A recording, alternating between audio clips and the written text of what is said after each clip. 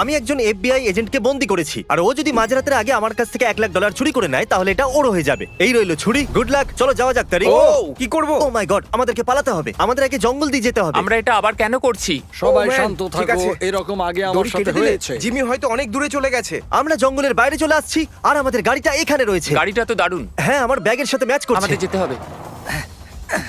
আরে হাত বাঁধা থাকলে তুমি ওকে ধরবে কি করে?